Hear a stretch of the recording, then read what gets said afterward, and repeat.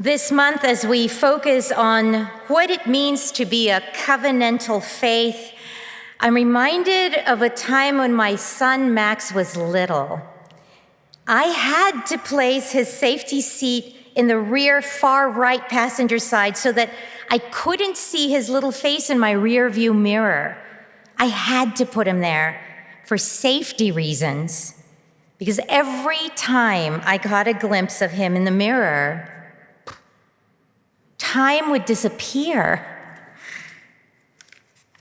I would enter some sort of liminal space where the only thing that existed was Max. And I wouldn't know how long I had been staring at him instead of the road. It was dangerous and amazing. It turns out there's a name for what was happening. Every time I would see his face, I would exit chronos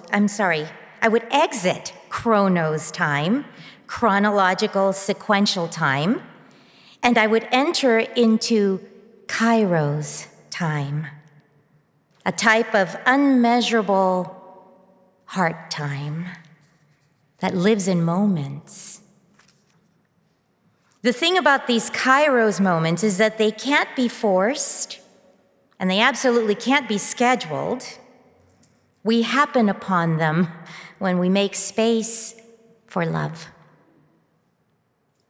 Unitarian parish minister James Luther Adams named what he called the 5 smooth stones of religious liberalism in an essay he called Guiding Principles for a Free Faith. They are: 1, religious liberalism depends on the principle that revelation is continuous. 2, all relations between persons ought ideally to rest on mutual free consent and not on coercion.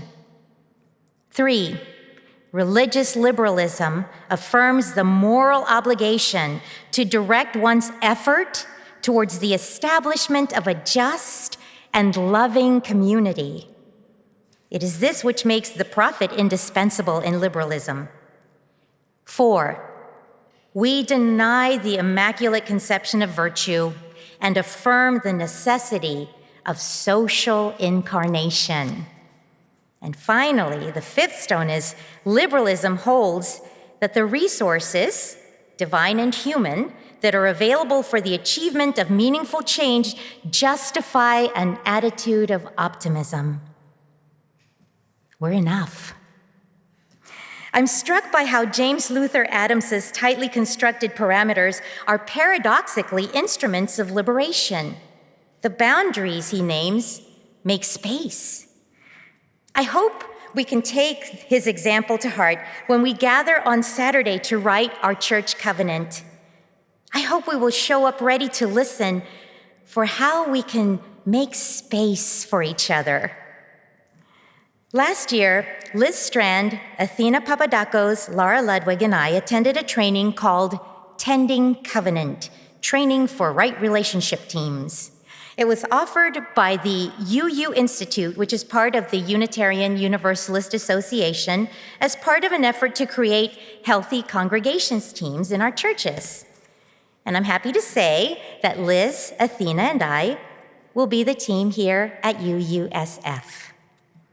The purpose of the team is to offer a container for deep listening for members needing assistance with direct conversations when they find themselves at odds and feel that the covenant between them is strained. So, if you engage us, be prepared for a slow process. We will be moving at the speed of trust, heart time, kairos time. Let me just say what the Healthy Congregation team is not. We are not mediators. We're not marriage counselors. We're not final arbiters of who is right and who is wrong. We are members who are available to help other members who willingly consent to enter into a restorative process together with the goal of finding out how they can restore the covenant between them. My wish for UUSF is for it to be a place where the bonds of community are so robust that whenever conflict arises, our instinct will be to run towards each other, not away, because accountability is love, and love is liberation. Like the mirror that reflected Max's little face, may the covenant we make serve as a portal to that place of the heart where time is limitless as grace, and our best hopes for each other smile lovingly back.